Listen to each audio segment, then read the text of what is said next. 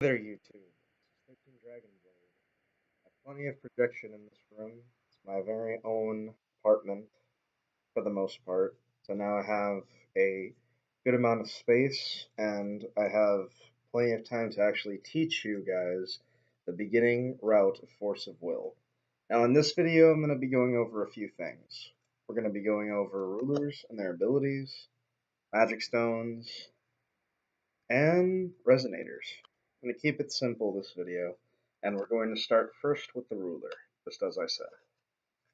So to start out, I have my Persia deck here with me, and this is a Persia ruler, J ruler, and it has a judgment activate cost of 2. It also has another effect. Any of the 4 sacred beasts that you play can be played with any mana. Its third effect, if I see target one sacred beast or beast, and it gains +1/+1 until the end of turn, just by paying 2. So if you pay 4, you can actually give it 200 point boosts. That's its ruler side. Now, some rulers actually do have a flip side. In Persia's case, she has this side. This is Persia's J ruler side. When you J activate her, you have to pay 2 for its judgment cost. So in other words, you pay 2 green in order to activate it. And paying 2 green obviously goes to the stone. So her effect is as follows.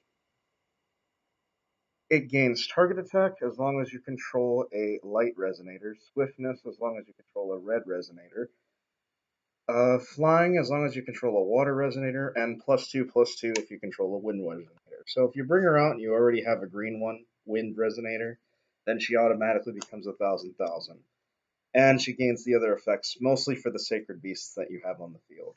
Her judgment cost is 3 green and then X.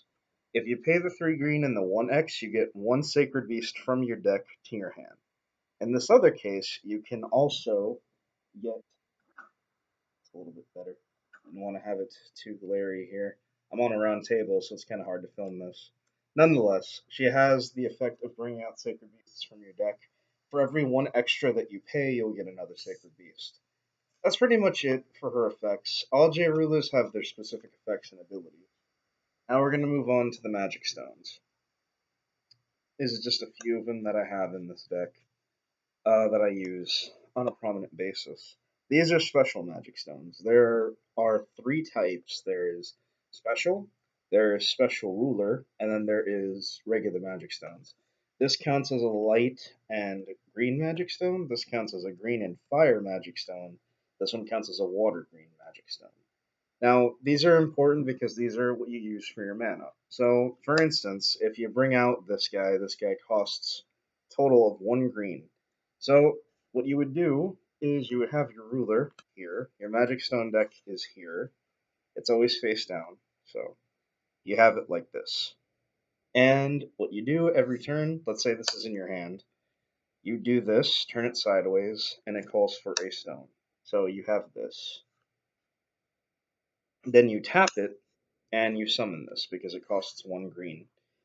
And there you have it, pretty much. I mean, you just kind of, that's how it goes. You just summon your monsters for however many they have. Now, some resonators will have a little bit more than just one. And one of the newer cards is Bird of Paradise Lost. As you can see here, it's 1 green and 1 colorless.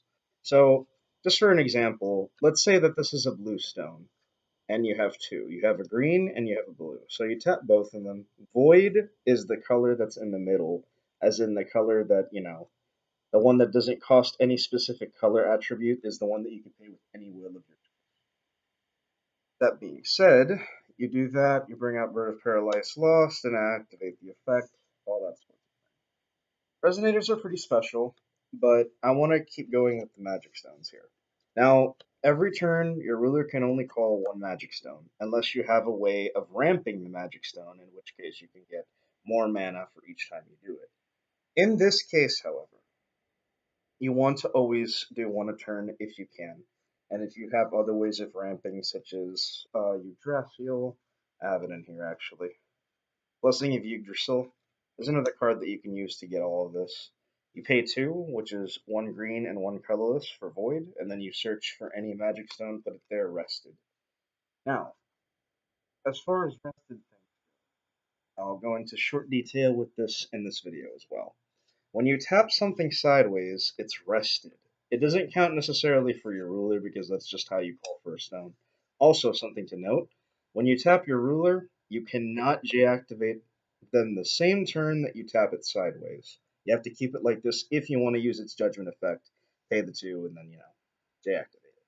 Now, rested things are always turned sideways. When a resonator, for instance, is turned sideways, and you have another resonator over here in attack mode, and it has enough attack points to beat over it, here's what happens. This one has 200, 200, this one has 200, 200. It's still in rested state, which means you can swing at it. Now, resonators that are like this, let's say if they are head to head, unless this has target attack or precision in new terms, it won't be able to kill it. So, being that this doesn't have target attack, you can go in for a direct swing at your opponent. They start with 4,000 life. If you've seen Yu-Gi-Oh! It's Battle City. Basically, you swing in directly and then it becomes rested. Now, if you see that your opponent has a rested resonator, you can swing into it as well. And that way it can get rid of the threat and so on and so forth. That's it for this video. I hope you guys enjoyed yourselves. This is 13 Dragon Blade signing off.